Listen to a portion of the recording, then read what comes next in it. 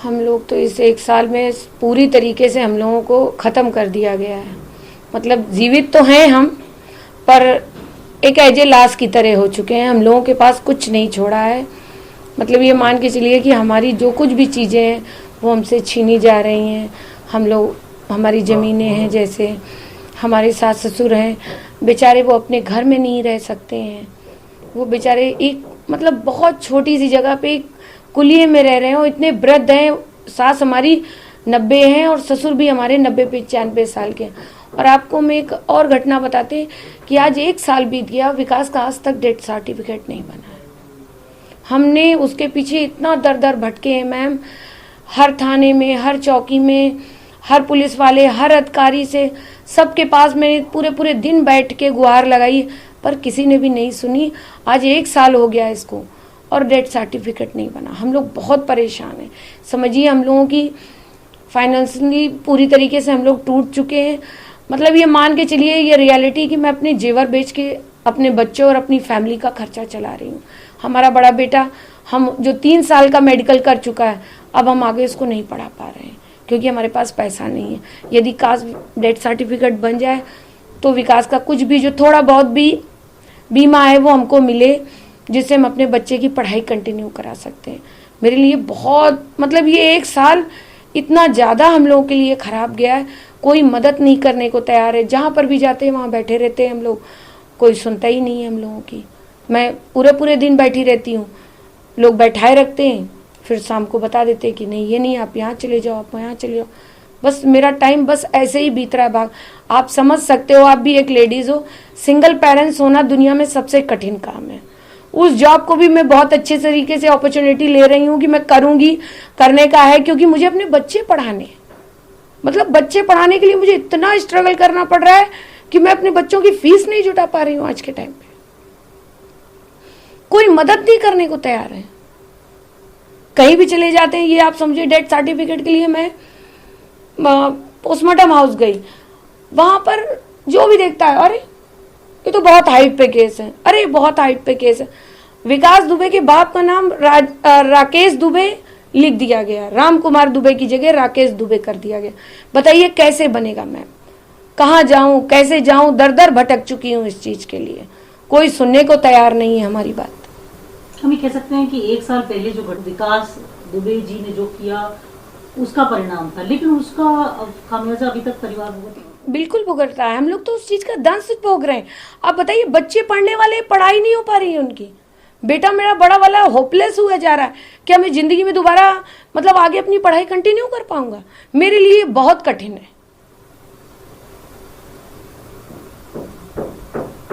मैं समझ किस तरीके से आप आज से यहाँ तक चल रहे हैं। क्या कोई, क्योंकि बहुत सारी चीजें हैं, ये आ रहा था कि उन्होंने बहुत सारा पैसा कमाया, विकास जी के नाम पे 500 करोड़ की कहीं संपत्ति है, 1000 करोड़ की कहीं है, उनका बड़ा बेनामी पैसा लगा है, बहुत संपत्तियां हैं उनकी। आपको, परिवार को, आपको मेरे देख के और मेरा घर देख के ऐसा लग रहा है कि मैं 550 करोड़ की मालकिन हूँ? ऐसा आपको कुछ फील हुआ इस घर में आके?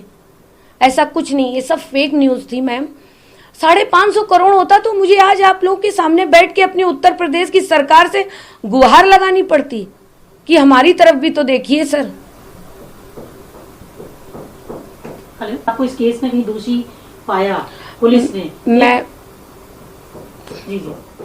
मैं दोषी, मेरा इस केस से कोई लेना देना नहीं था। वो कानपुर में रहते थे, मैं लखनऊ में रहती थी। सब कुछ क्लियर हो चुका था, पर दोषी तो नहीं मुझे पाया गया, पर उस दोष का दंड मैं भोग रही हूँ एक साल से। वो दंश हम, हमारे बच्चे झेल रहे हैं कि हम लोग को हर तरीके से तोड़ दिया गया है। मतलब एक कमरे में हम लोग बंद हैं, हम लोग अपनी किसी को कह नहीं सकते हैं, किसी को बता नहीं सकते हैं, हम लोग की कोई विधा सुनने वाला ही नहीं है। आपने सरकार में कभी कहा मुख्यमंत्री जी? मैंने मुख्यमंत्री जी के पीआरओ से बात करी है, एक बार नहीं, मैंने कई बार कॉल कराई। एक बार तो बंदे ने उठाया, फिर उसके बाद उसने कभी मेरी कॉल नहीं उठाया। ऐसा कोई व्यक्ति नहीं है जिसको मैंने कॉल ना किया हो। छोटे से लेके बड़े तक से मैंने बात करी। आज मैं हार के ये सब आप लोग के समक्ष रख रही हूँ, क्योंकि मैं हार चुकी हूँ, क्योंकि मुझे कोई मिल ही नहीं रहा है ऐसा जो अब डेथ सर्टिफिकेट के लिए। आप बताइए मैडम, जब विकास खत्म हुए, ये डेथ सर्टिफिकेट की प्रतिक्रिया तो दाह संस्कार गृह से होती है। मुझसे दस्तखत कराए गए पर मुझको कागज नहीं दिए गए। पता नहीं किसको कागज दे दिए गए। फिर जब मैं 1 महीने बाद उनकी अस्थियां लेने पहुंची, तब इन लोगों ने मुझे गलत नाम का, विकास के फादर का नाम चेंज करके दूसरा दे दिया। उसको मैं 1 साल से बराबर दौड़ रही हूँ और उसका कुछ नहीं हुआ। आपको लग रहा है कि क्या ये सब आपको जानबूझ करके परेशान किया जा रहा है, आपको लग रहा है, या अननोइंगली हो रहा है आपके हिसाब से? क्योंकि परेशान तो आप परिवार और आप हो रहे हैं। नहीं मैडम, मैं इस चीज के लिए डिनाई भी नहीं करूंगी कि मुझे जानबूझ के कर रहे हैं या मेरे को गलती से हो रहा है, क्या हो रहा है इस विषय में नहीं, मगर मैं परेशान हूँ। मुझे परेशान किया भी जा रहा है कि नहीं किया जा रहा है, बड़े आला अधिकारियों तक जा रही है खबर की नहीं जा रही है। अब ये तो मैं नहीं एकदम पूछती, मगर मैं हर जगह जाती हूँ। ऐसा कोई भी अधिकारी बता दे कि जिसको मैंने कॉल ना किया हो, जिससे मैंने अपनी प्रॉब्लम समक्ष ना रखी हो। हमारे सास ससुर इतने परेशान है घर में, ये समझिए वो छोटी सी जगह पे रह रहे हैं, उनको उनका घर नहीं खोला जा रहा है। उन लोगों की ये इच्छा है कि मेरी आखिरी सांस, अब आखिरी टाइम है उनका, कब वो खत्म हो जाए। आप क्या चाहती हैं इस समय सरकार से? मैं सरकार, अपने माननीय मुख्यमंत्री जी से ये गुहार लगाना चाहती हूँ कि आप उत्तर प्रदेश के मुख्यमंत्री हैं, आप सबके मुख्यमंत्री, मेरा मुख्यमंत्री कौन है जो मेरी तकलीफों को सुन सके, जो मेरी बात को समझे और मेरी तकलीफों को खत्म करे। बच्चे पढ़ना चाहते हैं, एक मेरी समस्या को आप समझिए। एक औरत होके एक सिंगल पेरेंट्स बहुत कठिन होता है, सबके लिए सबको, ये मेरे लिए कौन है, मेरा मुख्यमंत्री कौन है मैडम? मैं तो 1 साल से यही परेशान हूं। मैंने सबसे बात करी, सबसे गुहार लगाई, सबको, मतलब कोई भी ऐसा व्यक्ति नहीं है जिसको मैंने कॉल ना करी हो कि मिलने के लिए मैंने कहा ना हो, पर किसी ने भी मेरी सुनी नहीं। तो आपको लग रहा है कि विकास किया उसका तो वो एक बार में नहीं, आप विकास की सजा दे दी आपने, पर फैमिली को भी तो तुरंत गोली मार देनी चाहिए थी। फैमिली को किसके भरोसे छोड़ दिया आपने? फैमिली तो बदमाश नहीं थी, फैमिली कोई अपराधी नहीं थी, कोई मेरा अपराधी रिकॉर्ड नहीं है। आप यदि था तो आपने मेरा और मेरे बच्चों का इनकाउंटर क्यों नहीं किया? मुझको क्यों छोड़ दिया? ये तकलीफ सहने के लिए छोड़ दिया। हम लोग तिल तिल करके मर रहे हैं। या तो फिर आप, मैं तो खुद कहती हूँ सरकार से, हमको इच्छा मृत्यु का आदेश दिया जाए, हम तीनों मर रहे, क्योंकि मैं बुजदिली की मौत नहीं मरना चाहती हूँ। नहीं आदमी कहेगा विकास करके चले गए और बच्चे और बीवी ने आत्महत्या कर ली।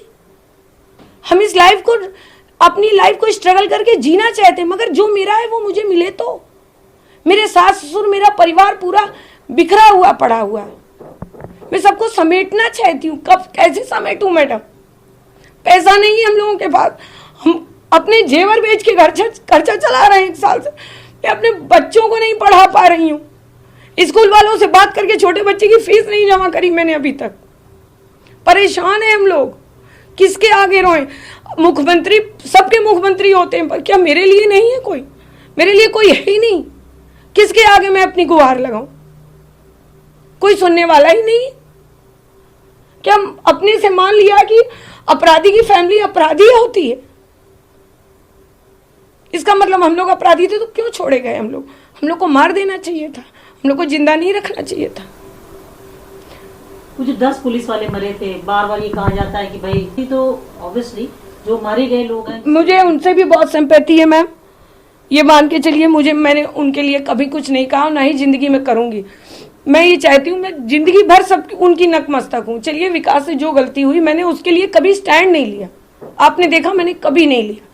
मैंने उस चीज को माना, मैंने उनकी गलती को एक्सेप्ट किया, बट अब फैमिली को क्यों आप भुगा रहे हैं? हम लोग भोग रहे हैं इस समय।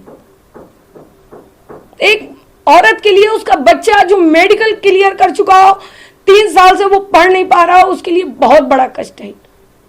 हम लोग हर पल मरते हैं, जी नहीं रहे, हम लोग लाश हो चुके हैं, कोई नहीं है। आज मैं आप लोग के समक्ष आई हूँ, ब्राह्मण समाज ने मुझे बहुत मदद करी, मुझे खड़ा किया उन्होंने, नहीं तो मैं कब खत्म हो जाती। हर पल पे उन लोगों ने मेरा ध्यान दिया। मैं ब्रह्म समाज की हमेशा शुक्रगुजार रहूंगी, जब तक जीऊंगी तब तक उन्हीं के लिए। अभी कह सकते हैं कि आप ये चाहते हैं कि आपके परिवार की भी बात सुनी जाए? हाँ, नहीं, जरूर, रक्षा उनकी भी। हाँ, हम भी आम नागरिक हैं, इसी समाज की जनता हैं, हम कहाँ जाएं? हम आपके लिए वैसे भी आम लोगों की तरह निकल पाना शायद बहुत मुश्किल है। मैं गेट के बाहर नहीं जा सकती, आदमी ऐसे देखता है जैसे चिड़ियाघर से कोई जानवर छूटा हुआ।